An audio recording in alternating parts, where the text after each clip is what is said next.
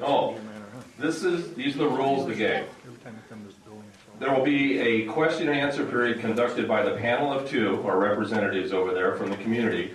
There will be questions from the candidate forum debate committee and the audience present. So there's already been a number of questions that have been developed by the committee.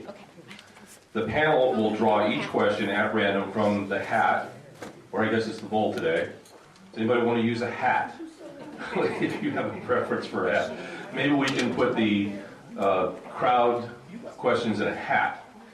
The panel will draw each question at random from the hat and ask one candidate one question in the order seated. So we're going to start down here with Mr. Buckland. A few questions will be asked of all candidates, and then participating candidates will have 1 minute to respond. After the panel's questions, we will conduct or conclude with a 2-minute closing statement from each candidate, and campaign speeches from the audience, and attacks on the candidates will not be allowed. Please do not assist the candidates with the answers. That's a biggie. No prompting. It's happened before. It's happened. Anyway, okay, let's get on with it. This question is for everybody, starting with Stan Cleland. What is your position on giving business incentives to entice businesses to come to Yuba City? It's definitely a touchy subject because we have a lot of local business owners that are in business and have been here a long time. And why are we going to give somebody new an incentive? With that being said, on our infill projects, you've all seen the dirt lots around town that are right in the middle of town. That's where the incentive needs to be. If somebody wants to pick up the ball and run with it and build there, then definitely waive impact fees to the extent of putting them off a couple of years and do something like that. Beyond that, in the sphere of influence where they want to build outside the edges of town and do what they want to do, it's a touchy subject because really everybody else has paid the same fees. Why are we going to give it to somebody new and cut them off and take away from them, our old builders? So what I would say do is we would go ahead and adjust the impact fees on our existing lots to get the town looking decent again. Jason, your question. Should illegals have access to our tax dollars through public schools, healthcare, food stamps, etc.? Well, they're illegals, correct? Yes. Okay, then I would say no. Anybody who's doing anything illegal, or if they're illegal, should not have any right to anything we have, or give away, or incentives. No. From the audience, the appeal Democrat printed your answers to the pension and unfunded liability issue. Will each of you expand your answers in a manner we can understand? If you don't have an answer, say something. I've seen what they were talking about from the city manager also, and they keep saying that it's getting better. But the problem is, it's a 10-year system, and every year it gets farther and farther, and the gap gets wider and wider. And they keep saying it's getting better. It's not, folks. It's not getting any better. Unfunded liability, you can't change when you already promised something that already vested. You can't do that. It'd be like coming in and saying, well, we're going to change your retirement because we don't have the money for it. That's not going to happen. But what can happen is people who are just coming online with the city and just getting these new jobs, they're going to have to take less. And unfortunately, that's the way it is. So we're going to have to look at it really hard and say, you know what, if you're new to the system, you're still going to have a good job, you're still going to have some right to kind of retirement, but it's not going to be what it was. And that's just the way it is. Next question is for all of you. We'll start with Stan. Do you support Sutter County becoming part of the proposed state of Jefferson? Well, you all know me, and you know that I support the state of Jefferson 110%. And I do believe that we could make a go of it. And wouldn't it be nice to have a voice and be heard at your legislation and your down at Sacramento? Wouldn't it be nice to actually have enough votes to change something in our area? I absolutely support the state of Jefferson.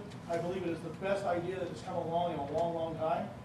And I think everybody in this room probably supports it, and I know even at the Sutter County Supervisors meeting, I've never seen the place so packed. You're standing outside, you're standing outside trying to get into the place. I couldn't even get into the meeting, and I was there about 30 minutes early.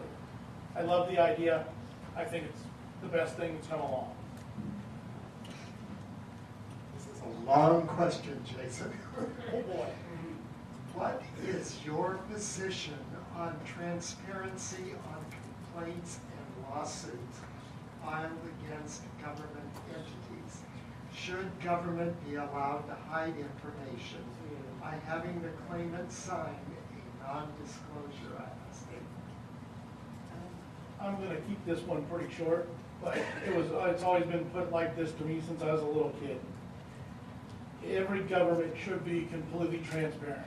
We, the people, should be in charge of our public servants. With that being said, if it's in government and it's secret, it's not good, period. All right. Now, this question is for all of you. What is your vision for Yuba City?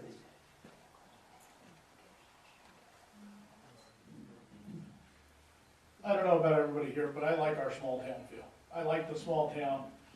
I think the biggest thing we can do in the short term and even midterm of the city is get our infill projects going. Get the city growing within itself, rather than expanding the sphere of influence and trying to build the city bigger. I think we really need to focus on doing our infill projects. We live in an agricultural community. I think that's what we need to keep it as. That's why we all moved here, that's why we all live here. So I think keeping that feel is more important than anything else we could do. And doing the infill project will bring us some more business. But business, the big business, the techie stuff or any of that stuff, I haven't even been able to work in my hometown since I left being a building inspector. I commute, but I still live here because I love the feel of the small town. I don't want to get away from that. I don't think anybody else does either. We can commute 30 minutes down the road and be in Sacramento and build the things that they need there. And we can also build our infill projects here and have a nice, small hometown. Jason, your question. What is your position on Yuba City becoming a charter city?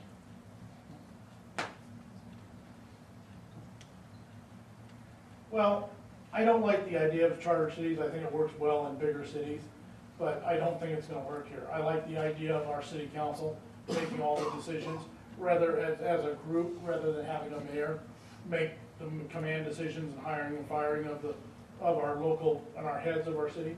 I don't think that really works for us. I like the idea of putting it to a council and still having a voice, rather than something close to a dictator, what I consider a dictatorship. Okay, this is a question for everybody. Sorry, we'll start with Pre. I live near the Feather River, and I have seen many homeless people camping and living in the trees along the river. These people start fires which get out of control and burn many areas. What would you do to help solve this problem? Well, I think the first thing we need to do is reach out to our local churches and also Jim Leonard, Hands of Hope, those guys, sit them down and have a meeting and start paying attention to the problem, rather than just deciding it's a problem that it's going to go away. It's not going to go away. It's an issue. Times are tough, and there are people out there that want to get back on their feet. They don't choose to be homeless, but they're making the best of what they got and are trying to get along and make something happen. I think really we've got a committee for everything else, it seems like, in this city and counties and everything else. We really need to get a committee together with people who understand the issue, and I think that would really be a hand up on getting the problem solved. From the audience, Jason, what do you think of Planned Parenthood, and would you support efforts to rid Yuba City of their presence?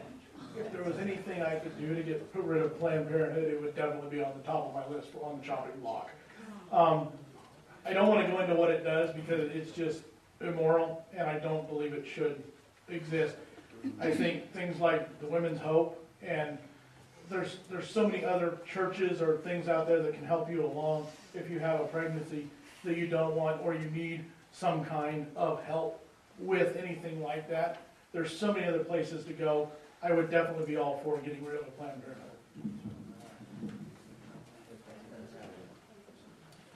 question is for everybody, and John, we're going to start down there with you. Do you support the militarization of our police force? What would you do with the MRAP they now have? You know, the police overreach is on everybody's mind.